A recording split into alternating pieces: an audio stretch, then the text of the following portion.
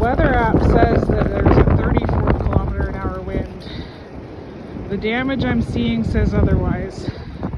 The horses are through there, and I just heard a slam. So in here somewhere is the fence. The trees come down.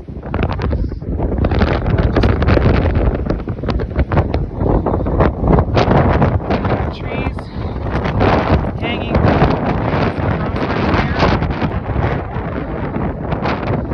Had another one come down in this section here. I've seen 3 trees come down in this section behind the coop. And I see there is a 3rd tree down on my driveway.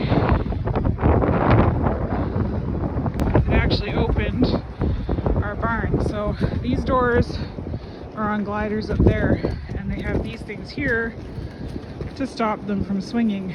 So I think we're going to have to figure out a way to stop them from sliding all the way out like that, because I don't want them to get damaged. So here's one right alongside the driveway here. Busted right off, but it's not coming into the driveway, so that's okay. This one, however, is blocking the driveway.